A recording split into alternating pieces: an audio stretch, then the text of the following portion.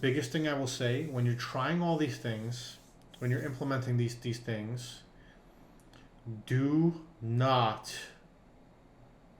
listen closely here.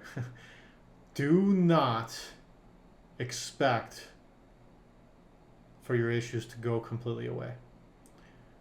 Because if you do, what's going to happen, Mr. Scott?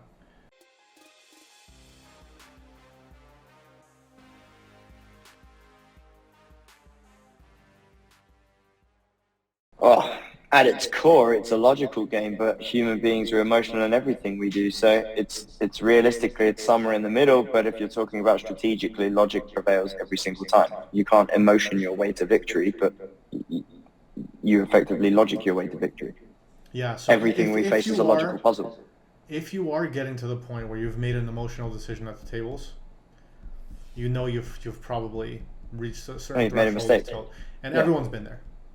And Hmm. everyone's still gonna go there. I promise you. I still do it till this day, right? I still do Yeah. it till this day where I'm just like, it literally happened 2 days ago. I called this guy on the river, and I knew it wasn't supposed to be called. The only reason I called is because I lost a massive pot like a few hands earlier, and I made the call, and immediately I knew that this was not the call that I should have made, and I immediately knew I just made an emotional decision.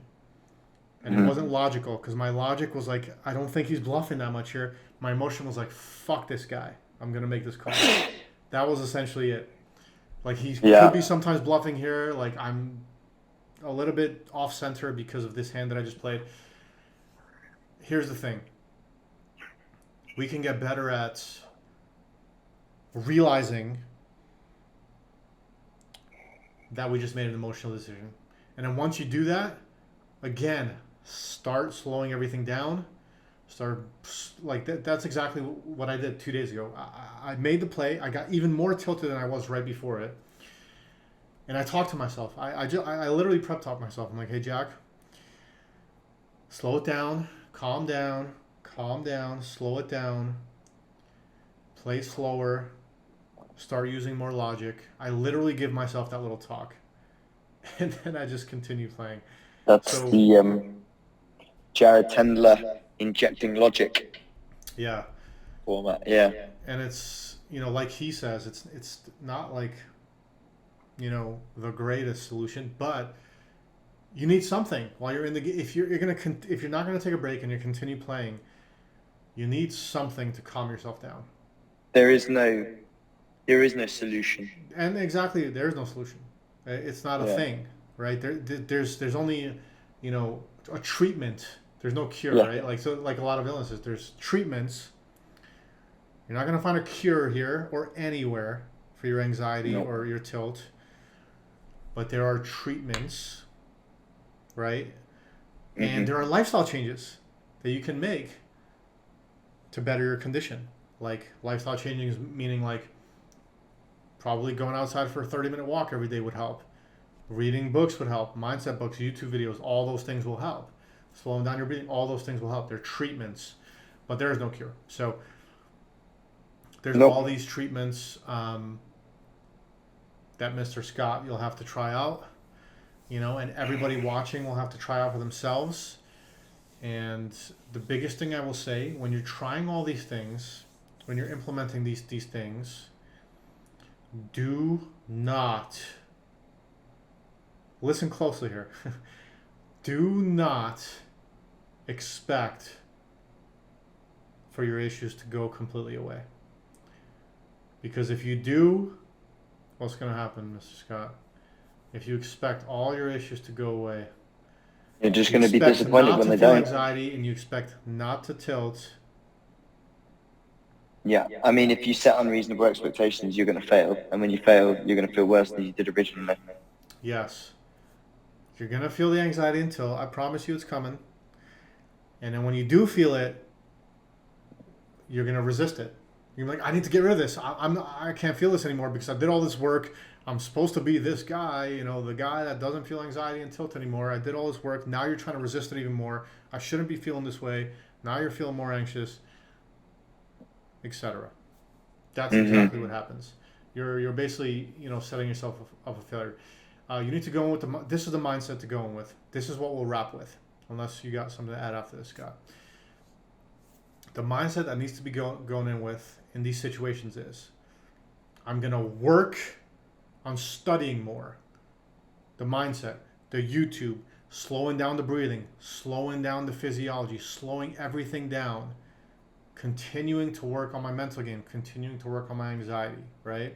I'm going to continue to do that, but with the mindset of, I'm absolutely going to feel anxiety and tilt on a consistent basis, no matter what. I'm going to do my best to accept, befriend that anxiety. And if the anxiety sticks around with me for weeks or a month, that's totally fine. And I accept it 100%. And I know I'm going to feel it again. And I know I'm going to go on another downswing. And I know I'm going to have another bad run, another terrible day, another terrible couple days. I know I'm going to have some good days too. All of it is okay. All of it has been accepted. This is where we need to be. And if we can get there, that's the only thing that matters. Not if we can get there, we'll never feel anxiety. If we can get there, we're going to not feel... No, we're still going to feel all those things, but we're going to be more okay with those things. It's never going to be perfect. It's never going to be close to perfect. Okay?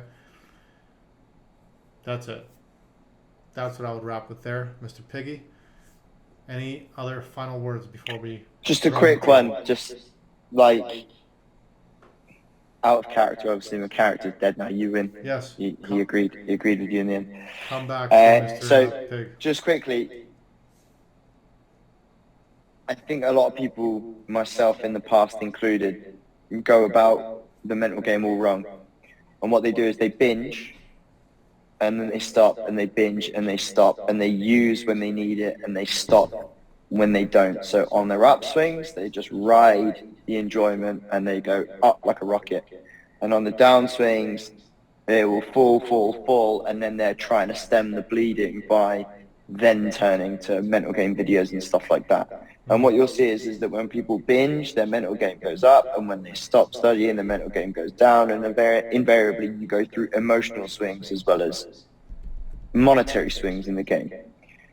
It's important to manage your upswings as well as your downswings. So Jack is always very quick to sort of tug people's balloon back when they start to, drift off into the distance. People are too happy about things. I don't like to be that guy, but even with myself. I actually had an amazing day like a few days ago at the poker table. It was one of the best days I've ever had in my life. And I found myself kind of happy about it. And then I just brought myself back to earth. I'm like, Jack, calm down. All right? You literally just had a terrible day 2 weeks ago. It's short-term variance. Calm yourself down. Calm your tits. You know what I mean? You got to kind of give yourself that talk too sometimes, where you're going Jack slap. way too excited about something that happened. You're way too happy about it. Because if you're way too happy about the upswings, it's guaranteed that you're way too happy about the downswings. We always talk about that. If anything can make you happy, that exact thing can also make you feel miserable. So, as weird as it sounds, you cannot let poker make you too happy. You cannot let your upswings make you too happy. Because that's the easiest way to minimize your downswings. Even though you feel that surge of happiness, it's hard to shut that down. Just try not to derive so much excitement and happiness from a really good day or a really good week at the poker tables or whatever, because you want to untie your emotions as much as possible with poker. You don't want to tie your emotions with poker. You want your highs and lows to be like this with poker. You're still going to have them, let's be real. You don't want them to be like this. You don't want your highs and lows to be like this. You're still going to have highs and lows, but you want to minimize them and stay centered as much as humanly possible to take your emotions as grounded as you can. Let's be real. We're humans. If you have a good week, you're going to feel a little bit good about it. If you have a bad week, you should feel a little bit bad about it. But don't let it get to the point where you're so happy when a good week comes or a good day comes, because it means that when the bad day comes, you're going to be really, really upset. And if you think about it, everything in life is that way. If anything can make you happy, very happy, then it has the power to make you very sad as well. So be aware of what you're kind of tying your emotions to. Learn how to calm yourself down. When things are going very well, learn how to just, realize that, be humble, and like realize that, next week things can be going horrifically wrong. So keep that in mind all the time. Yep. Last thing from me is just think of it. Think of your anxiety, your tilt. I mean this, to be honest, just your mental health in the context of poker and life. View it as a glass, and every day that glass gets filled up a little bit, right? So you take poker as the example. You sit down to grind, let's say the day one, your glass is empty.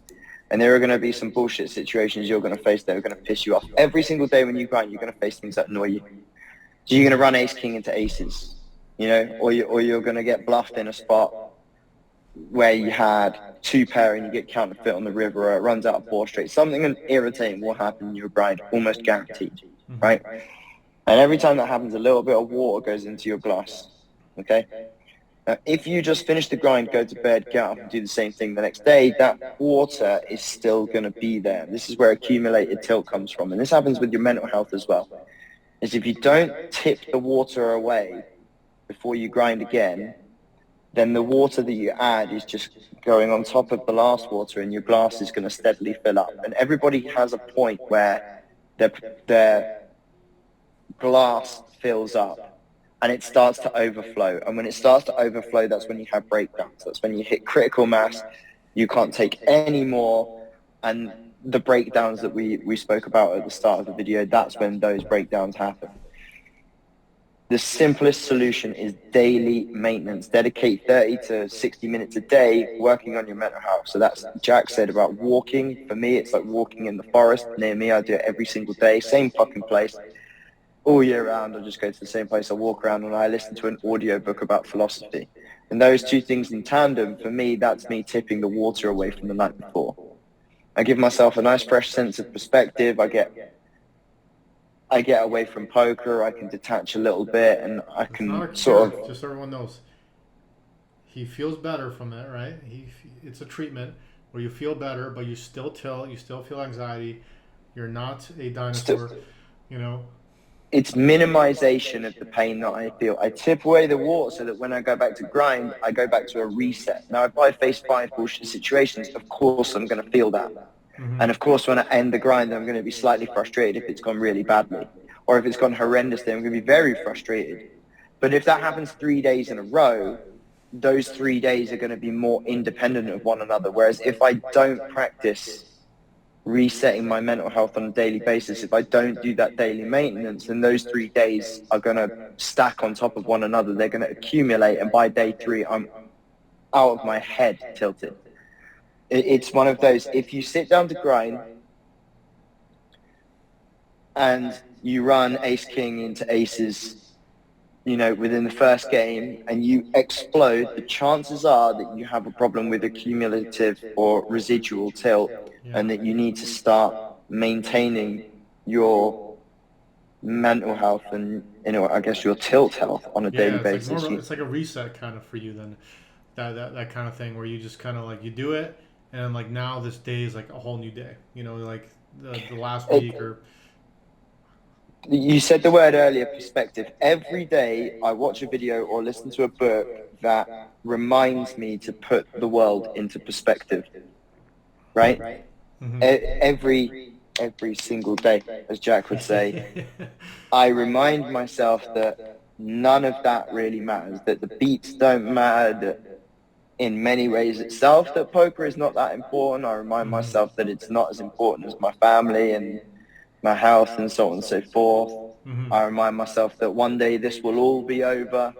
Not just poker, but me, you, everybody we know will one day just be grains of sand in the, just in distant memories. So are not going to matter at all. they change nothing.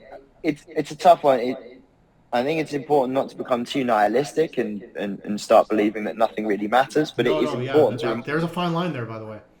Yeah. There's a fine line there because it's kind of easy to cross that path where you're like, you know what, nothing fucking matters, but for a lot of people, it's everything matters, right?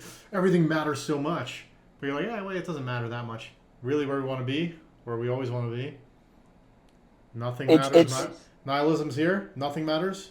The person that thinks everything is such a big deal,